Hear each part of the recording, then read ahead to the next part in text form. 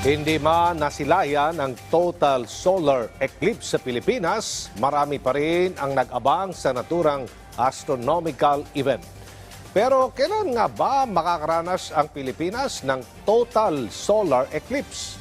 Alamin sa ulat ni Rod Lagusan. Marami ang nag-abang sa pambihirang pagkakataon na masaksihan ng total solar eclipse. Ito ang uri ng eclipse na kung saan natatakpan ng buwan ang araw. Maswerte na saksihan ito ng mga bansang Mexico, United States at bahagi ng Canada sa North America, kung saan nagpamangha sa mga taong nakakita ng naturang celestial event. Pero paano nga ba nagkakaroon ng eclipse? Paliwanag ng Pag-asa, ang solar eclipse ay nangyayari kapag ang buwan ay nasa pagitan ng araw at mundo. So natatakpan po ng moon o yung buwan, yung liwanag galing sa buwan, galing sa araw, kaya nagkakasya ng shadow papunta sa Earth. Kaya natatakpan yung liwanag ng araw pagka nakita natin siya dito sa Earth. Ang solar eclipse ay may tatlong uri. Sa partial solar eclipse ay bahagi lang ng araw ang natatakpan. Annular solar eclipse naman kapag ang buwan ay nasa malayong lokasyon sa mundo at nagkakaroon ng annulus o ring dahil hindi buong natatakpan ng araw. Kasama din dito ang nakitang total solar eclipse sa North America na siyang pinaka-rare o bihira sa lahat. Nangyayari ito kapag kabuuan ng araw ang natatakpan ng buwan. Maliit po kasi yung buwan, so maliit lang yung nakakast ng shadow. Hindi katulad ng Earth, kapag tinakpan niya kasi yung moon, as in malaki yung Earth kumpara sa moon. Kailangan kasi perfect perfect alignment kumbaga. Kailangan talaga totally naka-block yung moon sa araw.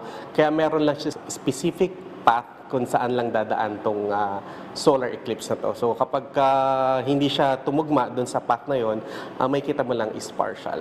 Dito sa Pilipinas, matagal-tagal pa ang hihintayin para masaksiyan ng isang total solar eclipse. Ayon sa Pag-asa, April 20, 2042 pa masasaksihan ito sa bansa, partikular na sa Legazpi City. Samantala, iba pa dito ang lunar eclipse na siyang kabaliktaran ng solar eclipse. Dito ay nasa gitna naman ng ating mundo sa pagitan ng araw at buwan.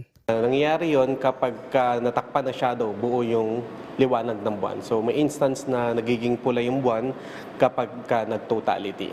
Ang lunar eclipse ay may tatlong uri din. Partial lunar eclipse kung saan bahagi lang ng buwan na matatakpan ng shadow ng Earth. Kasama din dito ang penumbral lunar eclipse. Kapag penumbral, dumadaan yung buwan sa lighter part ng shadow ng Earth. So ibig sabihin, hindi masyadong nagdidilim o nagbabago yung appearance ng moon kapag may ganong penumbral eclipse. Halos di siya noticeable kasi pwede mo lang siya makita through comparison of photos. Kapag meron kang picture ng full moon and then may picture ka ng penumbral eclipse, may kita mo mas medyo grayish lang yung appearance ng penumbral eclipse. At kapag total lunar eclipse, dito ay nagiging pula ang buwan.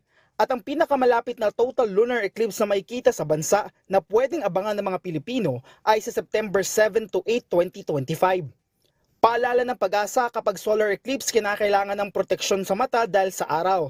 Dito ay gumagamit din ng filter para sa mga telescope o camera para maiwasan itong masira. Rod Lagusad para sa Pambansang TV sa Bagong Pilipinas.